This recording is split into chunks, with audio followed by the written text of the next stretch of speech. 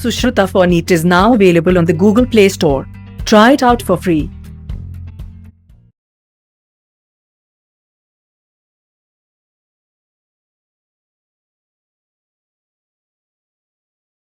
Hi students. So today we continue with atomic physics, and so today I was going to get started with the idea of the Bohr model. Now the Bohr atom is to this day the most popular model for the atom, and so when we start discussing atomic physics, it is invariably central to it are among other things the Bohr model. So it's the important ideas in the Bohr model. They form one of the major breakthroughs in our understanding of the atomic levels, and along with the Bohr model, the subsequent acceleration of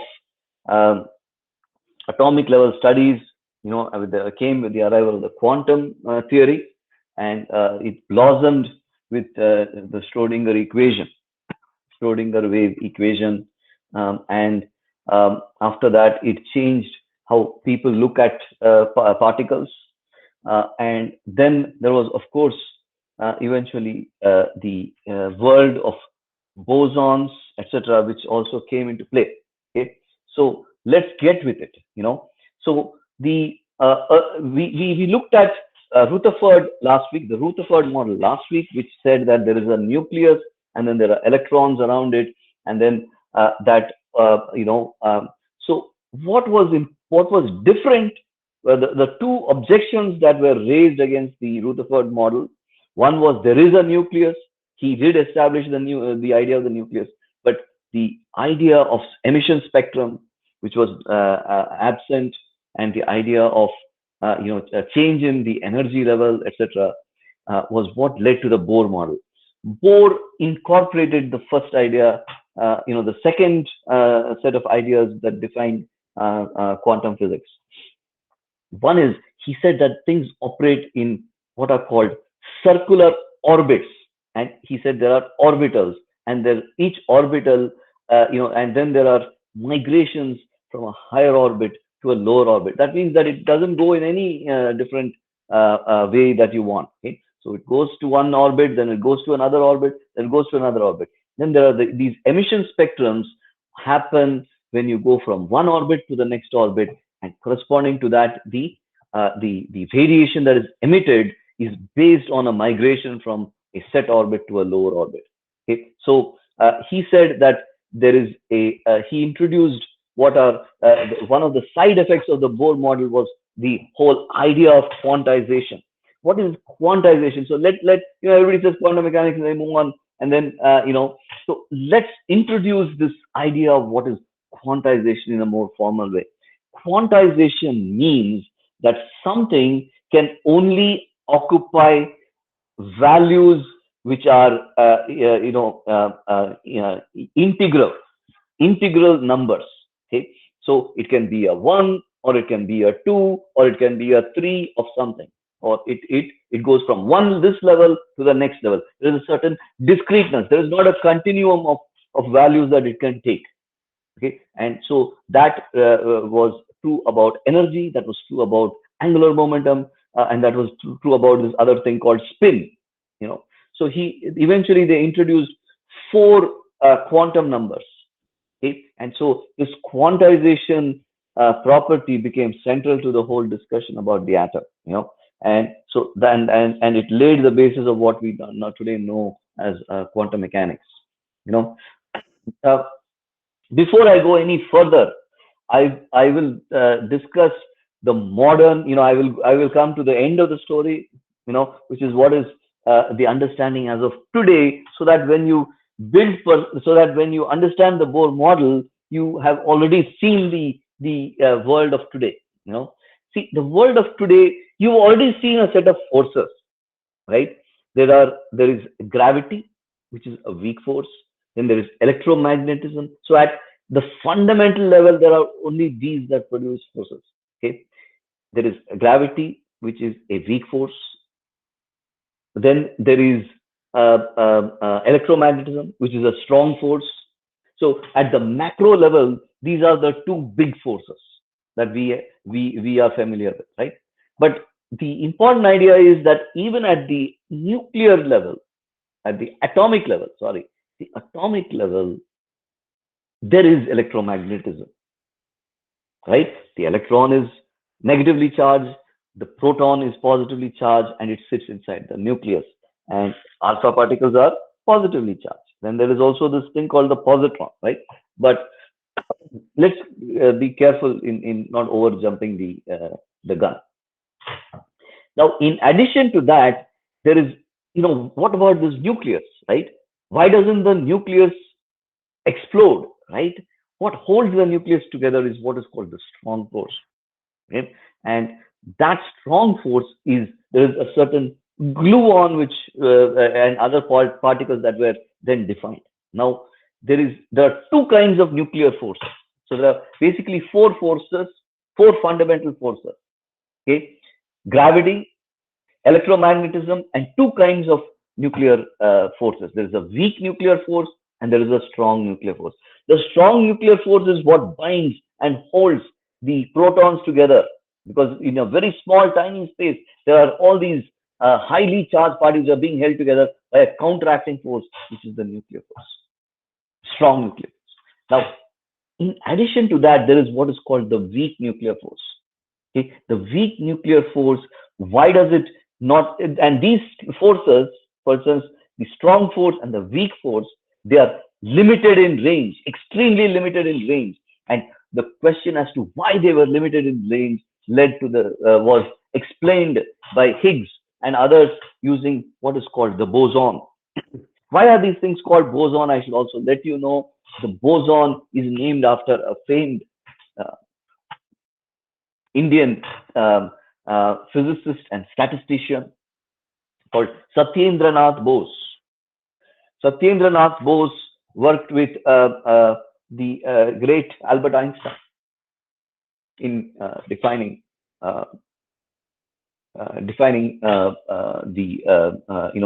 what is called Bose-Einstein statistics. As a result, Satyendranath Bose never went on to win the Nobel Prize, but his name is forever etched in the annals of physics. So anyway, so coming back to the present, right, and the discussion that we have, the electron revolves in circular orbits around the nucleus. Only some circular orbits are allowed. Radiation is emitted when an electron jumps from a higher orbit to a lower orbit. Now, in the case of Bohr, right, he had several quantization conditions, and so basically there is a centripetal force, which is the Coulomb force, right? 1 by 4 pi epsilon E1, E2, NE1, E2, NE square, right? The NE is the charge of the nucleus times another E, which is the charge of the electron, right? NE by R square, right? So that is the Coulomb force, right? Now, in addition, what he did say is that energy, in the nth orbit is given by this. Okay, and how do you get this formula? Okay, so now there is also a quantization of the angular momentum. See, R cross mv, as you know, is the angular momentum. V is the velocity, m is the mass, and he said that the angular momentum will be quantized on shells. Okay, so energy in the nth orbit is given by this formula. Okay, 1 by 2 pi m by h square, where h is the Planck's constant. Remember that the energy of a wave is h times mu, right? And then there is the z square e to the power of 4, right? 1 by 4 pi epsilon naught. This comes from your measure of the measure associated with the this is 1 by 4 pi epsilon naught times Ze square, as I just said, is essentially the Coulomb force. Okay, so use equation 1. So mv square by r equals 1 by 4 pi epsilon naught Ze square by r square, right? Inverse square law. Coulomb's is also an inverse square law. Product of the charges, product of the nucleus is Ze. The charge of the nucleus is Ze. The charge of the electron, the extra electron is E. So Ze square, right? So that gives you mv square by r, right?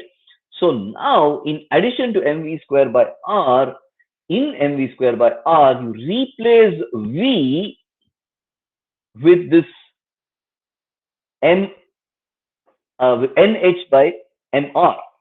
So when you replace v by nh by mr, right, you then have this, the what is that? The angular momentum is quantized, and then you have the centripetal force. Then you, using those two, you therefore end up with this. The energy at the nth level is given by negative c by n square. Okay. So these two equations are fundamental, and you can use these two equations to find the radius and the velocity, right? So for the nth orbital, this will be the radius, and this will be the corresponding velocity of the electron, which as it goes around at the nth orbital. So remember, the Bohr atom makes the electron a particle, right? That's how you end up with the m, right? So the total energy is the potential energy plus the kinetic energy, and then you sum the potential and the kinetic energy, and then you add it up. So these are all the basic criteria. mv square by r, Ze square by 4 pi epsilon naught Rn square. Like, so this is, let's say the hydrogen atom Z is 1, right? So therefore you combine these two, and so he said, let's take the atom to be like hydrogen like, and then you have this quantum angular momentum quantization. R cross mv equals nh, right? So we combine 1 and 2, and you get the allowed energies. So you have energies at each level, and then it will transitions from one level to a lower level, then it emits a h mu. The change in the energy of the electron leads to a corresponding emission associated with that, which reflects the emission spectrum of the photon that is released. Okay, so no energy is lost. It goes from a higher orbital, lower orbital, a fixed amount of h mu is given. Okay, so what is the total energy? Total energy is half mv square minus 1 by 4 pi epsilon naught Ze square by r, right? That is the energy, you know, from our electromagnetism studies, right? So now half mv square plus this is the half mv square is the kinetic energy. This is the potential energy, and we already solved for Vn and Rn. See, the aim of this whole thing was to solve for Vn and Rn, combining equation 1 and 2 to find the radius and velocity Vn and Rn. So once you solve for Vn and Rn, you then plug that into the total energy equation. And then when you go from a higher orbital to a lower orbital, you take the change in the energy. The delta R is what leads to the change in the energy. Okay, so now where the final the electron ends up in a final level, it starts in an initial level, and so when it goes from say 4 to 1 or from 4 to 2, it will have a corresponding delta E, which will equal the energy of the photon h mu. E is equal to h mu, or delta E equals h mu. So that is the emission spectrum that you see, and therefore this is the energy transition for it. Okay, so E is equal to h mu. So when the electron transitions from say N7 to N2, you have what is called the Balmer series. When it transitions from N7 to N1, Lyman series. The transition to L1 will give you the Lyman series. Transition to N2 will give you the Balmer series. Transition to N3 will give you Paschen, etc.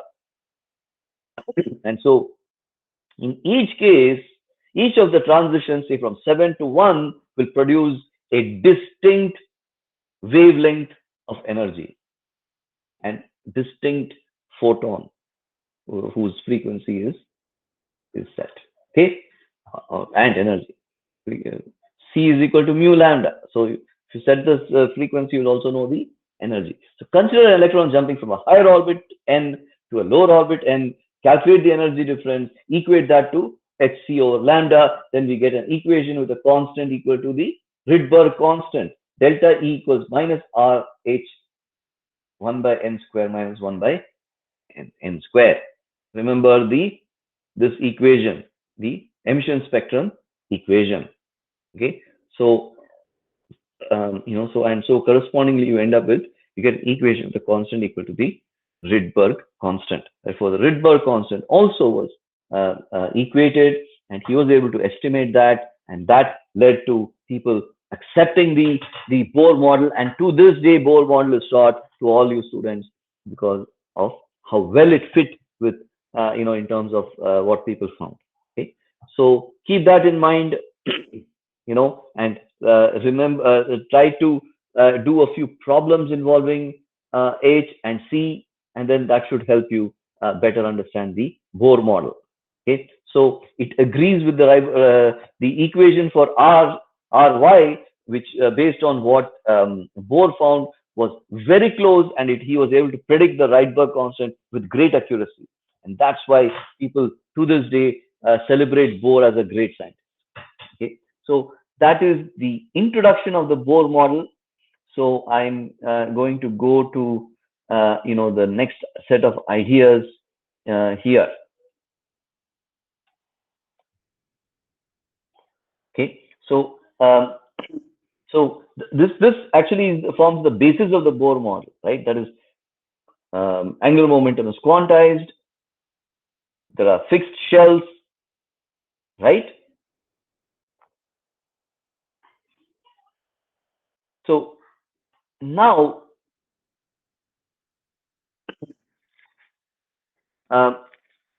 in the case of the nucleus, right? For hydrogen-like atom, the scaling laws are as follows: Tn is the kinetic energy, Vn is the potential energy, Tn equals negative half times Vn. This is true in any of these orbital things, right? So one experiment which tried to detect how realistic is the Bohr model used this, what is called the Frank-Hertz experiment. In the Frank-Hertz experiment, a heated cathode produced electrons. Heated cathode, I guess it's probably carbon, produced electrons, and these there was a positively charged grid, right, which then accelerated the electron. So you produce the electron, then you accelerate it. The grid means the outside, right? So that will lead to attraction of the electron. Okay, then there was inside there was a mercury vapor. Now the grid, this one, right? This grid, positively charged grid, led to an acceleration, and so the electrons would come through the grid, and then the collecting plate is slightly negative with respect to the grid, so that only those electrons above a threshold will reach it. Everything will not reach here. Only electrons above a certain threshold will reach here. So current from the collector is then measured. So when you have a full flow, right, you can then measure the current using an ammeter, or and therefore so that is the basic experiment. So how much of these electrons were making it? Okay, the current versus the accelerating voltage graph shows electrons losing 5 electron volts of energy when they collide with the mercury atom. The sudden drop due to inelastic collision shows that there is a threshold energy required for getting them to an excited state. Okay, so why did they lose a fixed amount of energy when they collided with the mercury atom, right? So that sudden drop due to inelastic collision shows there is a threshold energy required to get them to an excited state, and that is what the quantization of the energy is reflected. This 4.9 volt corresponds to a prominent line in ultraviolet emission spectrum of mercury. Okay, so in mercury, it goes from one state to another. This experiment does confirm the quantum theory that electrons occupied quantized energy states.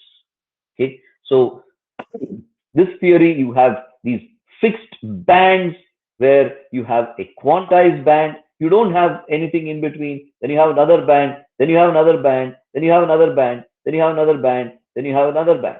So only these fixed spectrums they were seeing, and they reflected the change in the energy states of the electrons, and the corresponding emission spectrum followed a set pattern. This pattern is what was predicted by the Bohr model. So scattering for neon gas.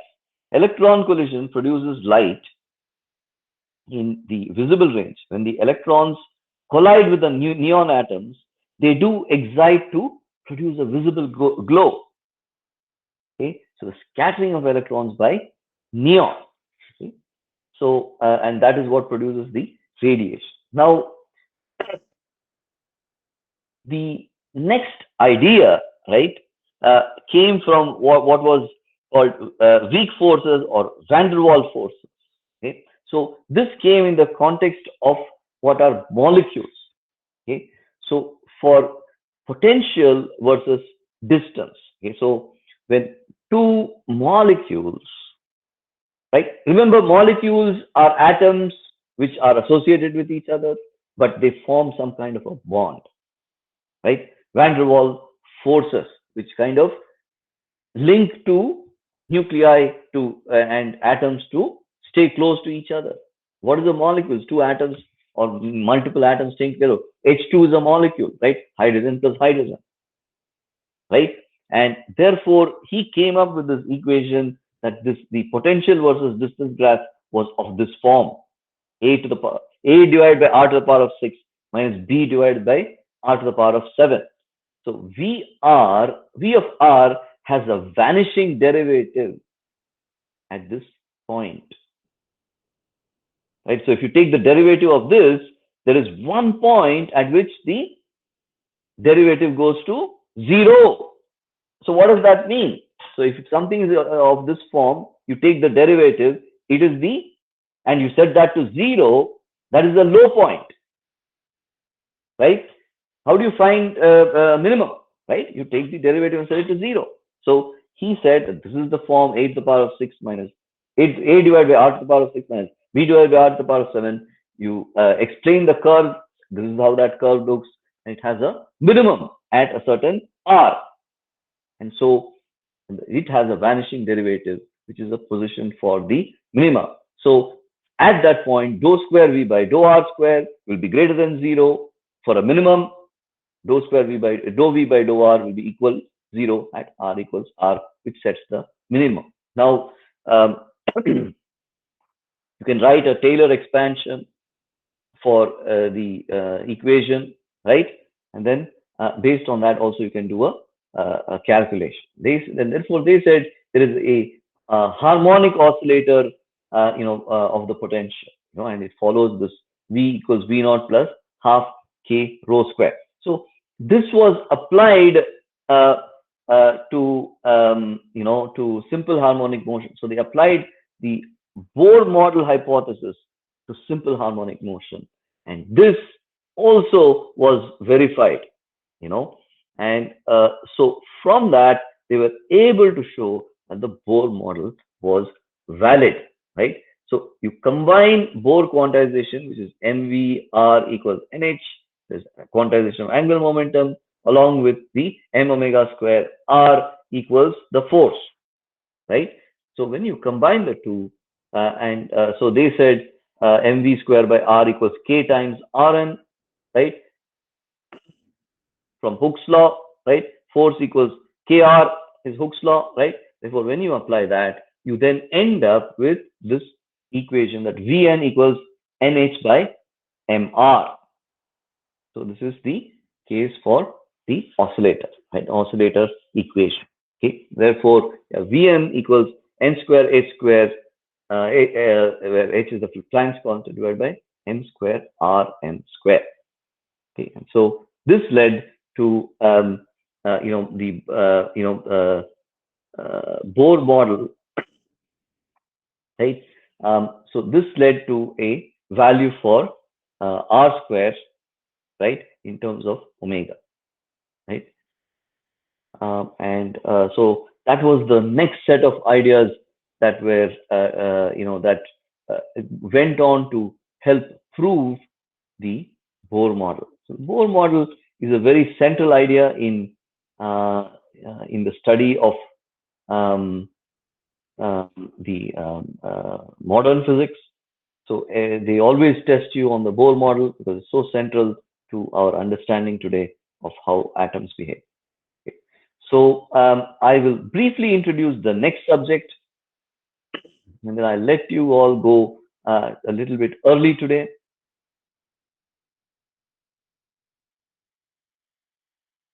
Okay, the atomic nucleus.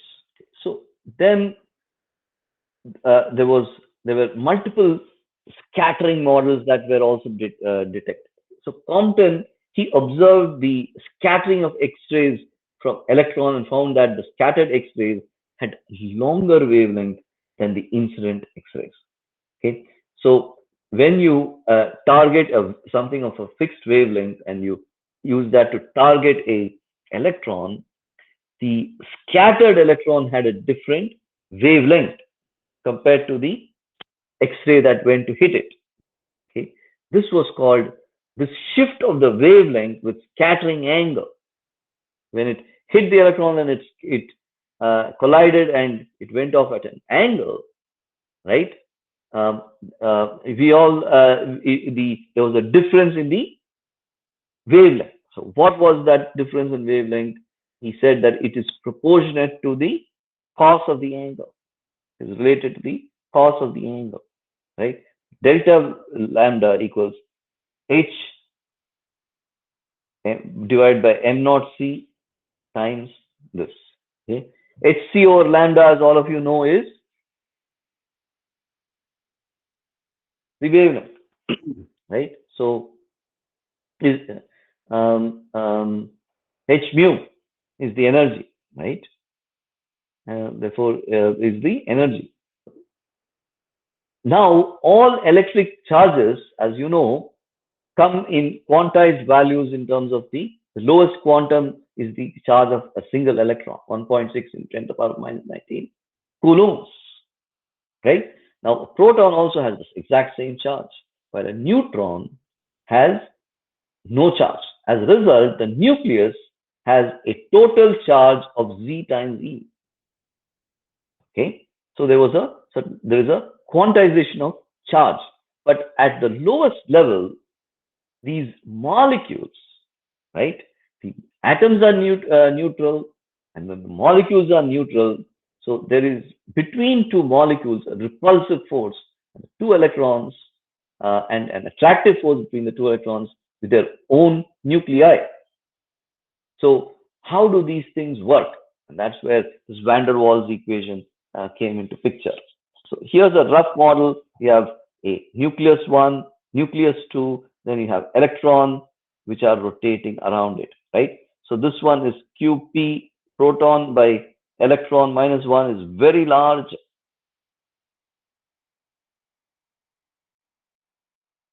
Or is very small. QP by QE minus 1 is extremely small. They're almost equal, right? QP and QE are almost equal, right? So, there is a slight difference, and so that leads to a slight mass charge mismatch. Okay, total number of electrons in vanadium is 23, but its mass number is 50. There is a slight mass charge mismatch. So, and then we have all these isotopes, where they have the same number of protons, but they have different number of neutrons. Carbon normally is 6, right? And it has a